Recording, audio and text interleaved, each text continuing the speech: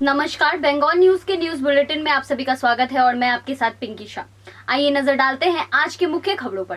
वाराणसी में जय श्री राम सेवा संस्था ने किया कार्यालय का उद्घाटन। वाराणसी में जय श्री राम सेवा संस्था ने किया कार्यालय का उद्घाटन।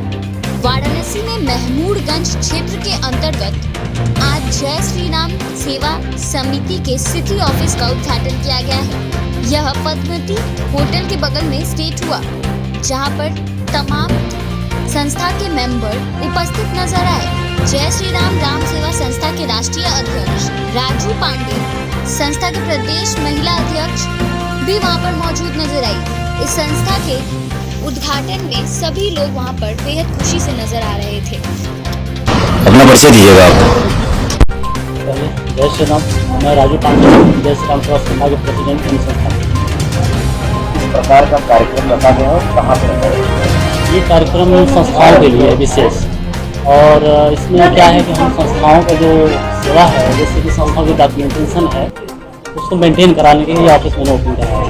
जैसे कि मैं संस्थाओं में जो भी कम बेसिक डॉक्यूमेंट जो कमी है, जिनके अभाव में वो फंड या अपनी प्रोजेक्ट नहीं ले पा रहे, तो मेरी ये कोशिश है कि उनका सारा डॉक्यूमेंट ओके हो और उनको मैं आगे लेके जाऊँ ताकि उनको फंड या प्रोजेक्ट मिल सके।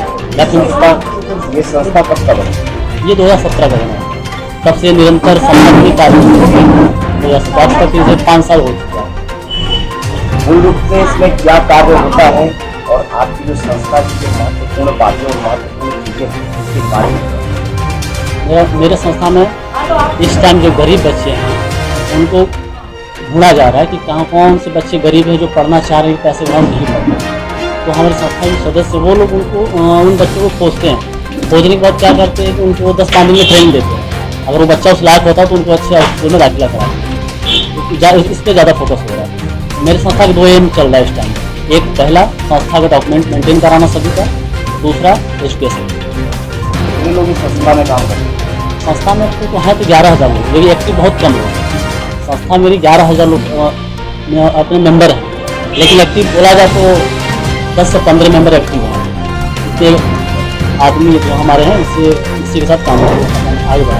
वर्तमान में जो वाराणसी में चर्चे में बना हुआ संस्था, तो संस्था के प्रति आरोप भी लगते हैं कि कुछ संस्थाएं हैं 2 नंबर का काम करके चले गए। ये आपकी क्या ख्याल है? उसी को रोकथाम के लिए तो मैंने अपनी संस्था को यहाँ न्यूज डाली।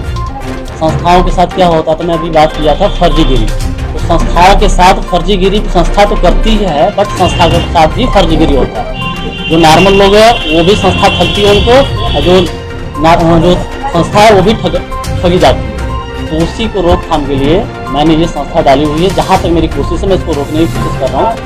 बाकी प्रभु की इच्छा जहाँ तक रहेगा तहाँ तक इसको आगे बढ़ाएंगे। इस संस्था के अध्यक्ष क्या संदेश देना चाहते हैं? मैं यही चाहता हूँ कि समाज में सभी लोग सतर्क रहें और अपनी संस्था अगर चला रहे हैं, मैं खासतौर से NGO की मैं बात कर रहा हूँ, अगर जो NGO चला रहे हैं, मैं उनकी बात ये बोलूँगा उनके लिए, जो कोई भी डॉक्यूमेंट मेंटेन कराने से पहले कहाँ से मेंटेन करा रहे हैं उसको जांच परखें, ताकि उससे उनको जो भविष्य में नुकसान होना है उससे बच सके। अपना परिचय दीजिए। मैं वंदना रघुवंशी, जय श्री राम सेवा संस्थान की प्रमुख। क्या कहना चाहेंगे आज उद्घाटन हुआ है? पहली बात तो उद्घाटन के लिए बहुत बहुत बधाई उनके सभी सदस्यों को, पदाधिकारियों को। और ये एक बहुत राहत की बात है कि एक ऐसी संस्था ने आज अपना नींव डाला है काशी की धरती पर, जो कि समाज सेवी संस्थाओं को सेवा देती है। क्योंकि समाज सेवी संस्थाएं अज्ञानतावश रजिस्ट्रेशन तो करा लेती हैं, लेकिन अपने डॉक्यूमेंट्स कंप्लीट नहीं करवा पाती हैं। ऐसे में वो सरकार से मिलने वाले फंड, CSR से मिलने वाले फंड और तमाम चीज़ों से मरहूम रह जाती हैं, उनको नहीं प्राप्त हो पाता है और वो अपनी पॉकेट मनी से समाज सेवा करती रहती है। ऐसे में हम लोग ये सर्विस प्रोवाइड करेंगे उन्हें कि उनके पास सारे सर्टिफिकेट्स हों। जैसे डोनेशन के लिए ATG चाहिए, 12A चाहिए, नीति आयोग का चाहिए, ये NGO दर्पण का रजिस्ट्रेशन होता है, CSR का चाहिए। अगर उनके पास ये सारे सर्टिफिकेट्स होंगे तो बहुत ही आसानी से उन्हें सरकारी फंड भी मिलेगा और CSR भी मिलेगा। जो कंपनीज फंड देती हैं, डोनेशन देती हैं, वो भी प्राप्त करने में वो सफल होंगी। और जिस तरह यहाँ महिलाएं काशी में सक्रिय हैं समाज सेवा में, उसमें और ज़्यादा रुझान बढ़ेगा। आप एक महिला हैं और जय श्री राम के नाम से भी ये संस्था चलाया जा रहा है, तो आपका जैसे राम के नाम से जो संस्था चल रही है इसमें महिलाओं को क्या सपोर्ट मिलेगा? देखिए, जैसा कि सर्वविदित है कि काशी में महिलाएं ही झंडा बरदार हैं समाज सेवा की, और ये शायद उनका स्त्रीयोचित गुण है सेवा। तो इससे उनको ये बहुत लाभान्वित होंगी, क्योंकि बहुत लोगों को तो यही नहीं मालूम था कि हाँ, संस्था रजिस्ट्रेशन कराने के बाद ये सर्टिफिकेट्स भी होने चाहिए। जब कभी उनको कहीं से पता चलता था तब वो उसको खोजना शुरू करती थी, और मिलना तो दूर, फ्रॉड उनके साथ पहले हो जाता था उसके नाम पर। तो हम चाहेंगे कि ये सारी चीज़ें जो हैं उनको बहुत ही सुविधाजनक रूप से उपलब्ध हो सके। वर्तमान में जो चर्चा बना हुआ है कि संस्था जो है इसमें जैसे पुरुष हैं वो तो मान लीजिए कि वो सपोर्ट करेंगे, वो जुड़ेंगे, पर महिला किस विश्वास से जुड़ेगी आपकी संस्था? महिलाएं हमारे काम के विश्वास से जुड़ेंगी। अब तक जितने लोगों को दिया गया है सर्टिफिकेट, वो सब संतुष्ट हैं, और ये कहीं ना कहीं इनकम टैक्स विभाग से और सारी जगहों से जुड़ा हुआ है। तो आपका क्या संदेश है आज के? मेरा संदेश यही है कि जितनी समाज सेवी संस्थाएं हैं वो अपने डॉक्यूमेंट से पहले एकदम परफेक्ट हो जाए। उसके बाद उन्हें जो प्रोजेक्ट लगाना है, ये संस्था केवल सर्टिफिकेट से नहीं प्रोवाइड कराएगी। आप किस फील्ड में काम कर रहे हैं, हेल्थ के फील्ड में है, एजुकेशन के फील्ड में है, या महिलाओं के रोजगार के फील्ड में है, आपके स्पेसिफाइड फील्ड के हिसाब से आपका प्रोफाइल बनेगा संस्था का, और जो भी प्रोजेक्ट आता है सरकार की तरफ से वहाँ वो प्रोवाइड करवाया जाएगा, ताकि आप अपना प्रोजेक्ट लेने में और फंड लेने में, डोनेशन लेने में सक्षम हो। तो मैं चाहूँगी कि महिलाएं इस संस्था पर विश्वास करें, आगे आए, सहयोग करें और लोगों को बताएं, क्योंकि अक्सर ऐसा भी देखा जाता है जिसको मिल जाता है वो चुप लगा के बैठ जाता है। तो ऐसा कुछ नहीं है, सरकार सबके लिए दे रही है। सब आगे आए, एक दूसरे का सहयोग करें, आगे बढ़ें और काशी को नजीर बनाएं। संस्था में किस प्रकार की दस्तावेज हैं? इसमें कई प्रकार की सुविधाएं यहाँ पर उपलब्ध हैं। आज ये हमारी बुकलेट भी जारी की गई है, लॉन्च की गई है, जिसमें कि जितनी भी हमारी सर्विसेज हैं वो इसमें मेंशन है। वैसे मैं कुछ बता दूं, जैसे सोसाइटी, नई सोसाइटी और ट्रस्ट का रजिस्ट्रेशन होता है, नेशनल एनजीओ रजिस्ट्रेशन होता है, एनजीओ दर्पण का रजिस्ट्रेशन होता है, अनुदान रजिस्ट्रेशन होता है, ई अनुदान रजिस्ट्रेशन, एनुअल रिपोर्ट बनाई जाती है, संस्थाओं पर ऑडिटिंग की जाती है, बैलेंस शीट बनाई जाती है, ITR दाखिल किया जाता है, और इसी प्रकार की संस्था से संबंधित बहुत सारी सुविधाएं, सेवा यहाँ उपलब्ध। फुलवाड़ी ज्योति काली प्राथमिक विद्यालय परिषद में लंबे समय से पानी जाम होने के परेशानी के कारण छात्र स्कूल पहुंचने में असमर्थ। फुलवाड़ी के ज्योति कालिक प्राथमिक विद्या परिषद में लंबे समय से पानी जाम होने से छात्रों को स्कूल पहुंचने में काफी परेशानी का सामना करना पड़ रहा है। कल विभिन्न डिजिटल मीडिया में खबर प्रकाशित होने पर स्थानीय स्कूल प्रशासन हिल गया है। समस्या की जानकारी होने से फुलवाड़ी 2 प्राथमिक दिलीप रॉय, देवाशीष प्रामाणिक व DPA SSC अध्यक्ष लक्ष्मण मोहन रॉय के साथ आज दोपहर विद्यालय का निरीक्षण करने और विद्यालय की समस्या को लेकर बात करने की बात चल रही है। জটিয়াখালী জুনিয়র বেসিক স্কুল, এই স্কুলে দীর্ঘদিন ধরে জল জমা হয়ে আছে। এটা কালকে উত্তরবঙ্গ, আজকে উত্তরবঙ্গ সংবাদে বেরিয়েছে এবং বিভিন্ন মিডিয়াতেও আজকে আমরা কালকে দেখেছি। হ্যাঁ, দেখার পরে স্কুল তো দু বছর কোভিডের জন্য বন্ধ ছিল। এই স্কুলে এসে যা পরিস্থিতি দেখলাম, এখানে এক হাঁটু জল জমে আছে এবং আমি সকালে উত্তরবঙ্গ সংবাদটা পড়ার পরেই আমি সাথে সাথে লিঙ্ক ক্যানেল ডিভিশনের ইঞ্জিনিয়ারকে ফোন করি এবং আমাদের DPSC চেয়ারম্যান মাননীয় লক্ষ্মণ রায় মহাশয়কেও আমি ফোন করি এবং প্রধানকেও আসতে বলি, হ্যাঁ, ওনারা সবাই এসছে, এলাকার পঞ্চায়েত মেম্বারও। আমরা ঘুরে ঘুরে দেখলাম, মেন হচ্ছে ডিস্ট্রিবিউটর ট্রেন যে আছে মহানন্দা লিঙ্ক ক্যানেল ডিভিশনে, সেই ডিস্ট্রিবিউটর ট্রেনটা হচ্ছে স্কুলের পাশ দিয়ে গেছে। ওই ডিস্ট্রিবিউটর ট্রেনে জলটা লিকেজ করতে করতে এখানে জলটা একটা পন্ডের মতো হয়ে গেছে এবং পন্ডের মতো জমা হয়ে আছে এবং এই জলটা যাওয়ার কোনো রাস্তা নেই। আমরা ঘুরে দেখছি, দেখার পরে যতটা সম্ভব আমরা যেখানে দাঁড়িয়ে আছি তার ডান হাতে ডাউন মতো আছে, প্রধানও এসছে, ওইটা JCB দিয়ে কেটে ওইখানে হিম পাইপ দিয়ে জলটাকে যাতে এদিক দিয়ে চলে যায় তার ব্যবস্থা আমরা করব। এই জন্য আজকে এখানে আসা। দেখা যাক, চেষ্টা করবো, কারণ স্টুডেন্টরাও এক হাঁটু জল পার হয়ে যাচ্ছে, টিচাররাও যাচ্ছে, তারপরে জলটা দীর্ঘদিন এখানে জমে থাকতে থাকতে জল ওই জলে পা দিলে মানুষের শরীর চুলকাচ্ছে। হ্যাঁ, দেখলে তো ঠিক না। যাই হোক, একটা শিক্ষা প্রতিষ্ঠান, আমাদের সকলেরই দায়িত্ব আছে এটা সমাধান করা। হবে সমাধান হবে, কেন প্রবলেমটা তো স্কুল খোলার পরে, এটা এই 15 দিন ধরে হয়েছে। এখানে দেখলাম যে আমাদের জটিয়াখালী জুনিয়র বেসিক প্রাইমারি স্কুল দীর্ঘদিন ধরে ছিল। আপৎকালীন বর্ষার মতো একটা পরিস্থিতি তৈরি হয়েছে, অকাল বর্ষা বলা যায়, যার ফলে এখানে শিক্ষক, ছাত্র এবং গার্জিয়ান ঠিকমতো যাতায়াত করতে পারছে না। আমরা দেখলাম এখানে আমার সঙ্গে জলপাইগুড়ি জেলা পরিষদের শিক্ষা দপ্তরের কর্মাধ্যক্ষ রয়েছেন দেবাশিস প্রামাণিক, প্রধান আমাদের দিলীপ রায় রয়েছে এবং উপপ্রধান রয়েছেন, সঙ্গে রয়েছেন আমাদের ইরিগেশন ডিপার্টমেন্টের ইঞ্জিনিয়ার। সকলে মিলে আমরা এই জায়গাটা অবজার্ভ করলাম যে জলটাকে কীভাবে এখান থেকে সরানোর ব্যবস্থা করা যেতে পারে। তো সেটা হয়তো আমরা ডিপার্টমেন্টালি কয়েকটা সংস্থা যেহেতু এখানে জড়িত রয়েছে, education department, irrigation department, PWD থেকে শুরু করে সমস্ত ডিপার্টমেন্ট, এই সমস্ত ডিপার্টমেন্টের সঙ্গে কথা বলে স্থায়ী জল নিকাশির ব্যবস্থা একটা নিতেই হবে। কারণ এই শিক্ষা প্রতিষ্ঠান তো চলমান শিক্ষা প্রতিষ্ঠান, দেখতে দেখতে অকাল বর্ষণের কারণে বন্ধের পথে।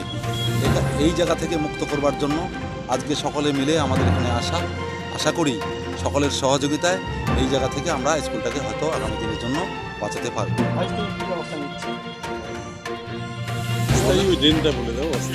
অস্থায়ী হিসাবে আমরা আপৎকালীন হিসাবে যেটা পরিদর্শন করলাম, যে উত্তরাংশে একটা কালভার্ট রয়েছে আমাদের ন্যাশনাল হাইওয়েতে, ছোট্ট কালভার্ট।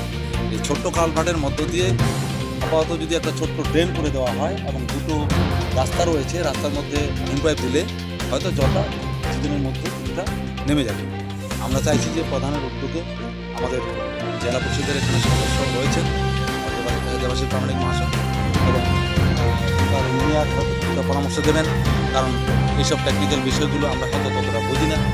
স্বাভাবিক কারণে ইঞ্জিনিয়ারদের পরামর্শ নিতে হবে। আমাদের অঞ্চলেও ইঞ্জিনিয়ার রয়েছেন, তারা যেভাবে বলবেন সেভাবে আমরা জলটাকে অপসারণ করবার চেষ্টা করছি অচিরেই আপৎকালীন। नरराधाली क्षेत्र में बिजली की तार गिरने से लगी आग। बिजली गिरने से नरनाधली इलाके में आग लग गई। खड़वाड़ंगर नंबर 1 ग्राम पंचायत नरराधली क्षेत्र में बिजली गिरने से आग लग गई है। पता चला है कि रात को करीब 10 बजे नरराधली से गुजरती तालुकदार नाम के शख्स ने घर के सामने आग लगने की सूचना दी। बिजली की तार गिरने से आग लगने की घटना से इलाके में हड़कंप मच गया है।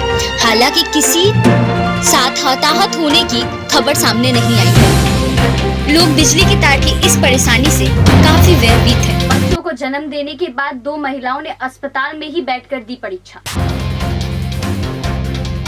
उच्च माध्यमिक परीक्षा से पहले गर्भवती 2 परीक्षार्थियों ने बच्चे को जन्म दिया था। इसके बाद उच्च शिक्षा संसद ने दोनों छात्राओं को अस्पताल में ही परीक्षा दिलवाने का व्यवस्था कर दिया है। मंगलवार को उच्च माध्यमिक परीक्षा की संस्कृत की परीक्षा थी। दिनहाटा के चौधरी हाट और बामन हाट हाई स्कूल के 2 परीक्षार्थी सकीना परवीन, चंदना महंत ने इन दोनों स्टूडेंट्स ने हॉस्पिटल में ही एग्जाम दिया। पढ़ाई के प्रति दोनों माताओं में काफी लगन देखने को मिल रहा है। यही कारण है कि विद्यालय भी पूरी तरीके से इन दोनों को सहायता कर रहा है एग्जाम देने के लिए। बच्चों को जन्म देने के बाद भी काफी तकलीफ में दोनों माताओं ने एग्जाम देने का निश्चय लिया है। दोनों माताओं के पढ़ाई के प्रति प्रतीक्षा को देखने के बाद विद्यालय परिषद ने हॉस्पिटल में ही एग्जाम देने के लिए उन दोनों को सभी प्रकार की सुविधा लाकर रखी है। উচ্চ মাধ্যমিক পরীক্ষার সংস্কৃত পরীক্ষা চৌধুরীঘাট হাই স্কুল থেকে একজন ছাত্রী, নামটা সাকিনা পারভিন, বামনার হাই স্কুল থেকে একজন ছাত্রী চন্দনা মহন্ত এবং দিনাটা শরীদুল হাই স্কুল থেকে একজন প্রিয়াঙ্কা সাহা। তার মধ্যে সাকিনা পারভিন এবং চন্দনা মহন্ত দুজনেই মা হয়েছেন, তারা সুন্দর সন্তানের জন্ম দিয়েছেন। এবং সাথে স্বনির্ভর স্কুলে যে চন্দনা প্রিয়াঙ্কা শাহ সে শারীরিকভাবে অসুস্থ, তারা দিনের হসপিটালে ভর্তি হচ্ছে। আমরা ডিএসসি মেম্বার নজরুল ইসলাম, কার্তিক ভৌমিক, মানস চক্রবর্তী, আমরা তাদের তারা সুস্থ হয়ে পরীক্ষা দিতে পারে সেই ব্যবস্থা আমরা করেছিলাম ডিএসসি মেম্বার হিসাবে। मछली ले जा रही बस और पिकअप वैन की टक्कर में 2 लोग घायल।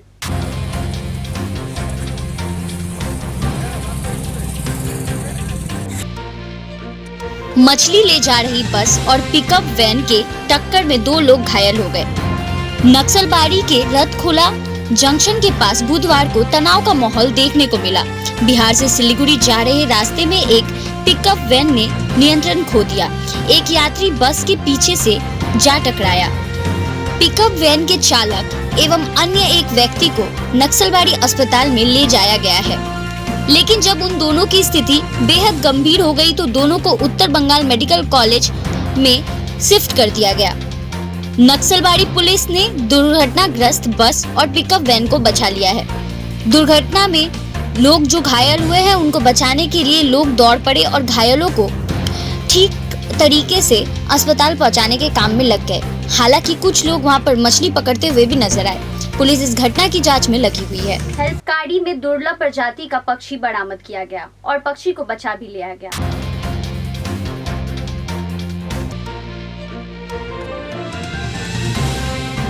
लाल मकाओ को हेलकपाड़ी में बचाया गया। हेलकपाड़ी में दुर्लभ प्रजाति के पक्षी को बचाया गया है। आज सुबह फाल्गुनी दास ने तीस्ता नदी पर बांध के पास कोकराबाड़ी में पक्षी को देखा। पक्षी का नाम लाल मकाओ रखा गया है। उस पक्षी को बचा लिया गया है।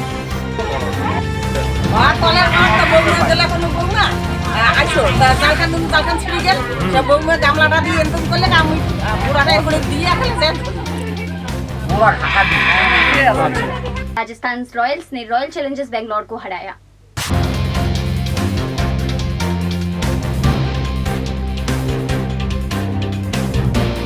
टाटा आईपीएल 2022 काफी जोरों शोरों से चल रहा है। वही हम बात करें कल की मैच की तो कल का मैच राजस्थान रॉयल्स और रॉयल चैलेंजर्स बेंगलोर के बीच में खेला गया था। दोनों टीमों ने ही कल के मैच में काफी अच्छी टक्कर दी थी एक दूसरे को। वही हम बात करें रॉयल चैलेंजर्स बेंगलोर की तो उन्होंने 115 रन बनाया और राजस्थान रॉयल्स ने 144 रन बनाकर मैच को जीत लिया। कल के मैच में दोनों टीमों ने ही एक दूसरे को काफी अच्छी टक्कर दी, लेकिन राजस्थान रॉयल्स ने मैच को जीत लिया।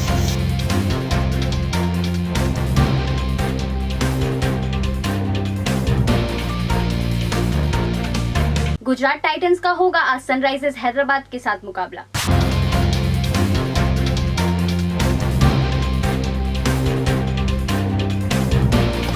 टाटा आईपीएल 2022 काफी जोरों शोरों से चल रहा है। वही हम बात करें आज की मैच की तो आज का match Gujarat Titans versus Sunrisers Hyderabad के बीच में होने वाला है। दोनों टीमों के बीच काफी अच्छी टक्कर होने वाली है आज की मैच में। वही हम बात करें आज की मैच की टाइमिंग की तो आज का मैच शाम को 7:30 बजे खेला जाएगा। देखने वाली बात होगी कि गुजरात टाइटंस जीतता है या फिर सनराइजर्स हैदराबाद।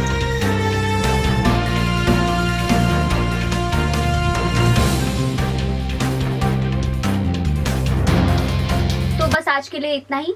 ऐसे ही न्यूज बुलेटिन लेकर बंगाल न्यूज की पूरी टीम आप सभी के सामने आती रहेगी। तब तक के लिए देखते रहिए बंगाल न्यूज, खबर सच्ची और पक्की।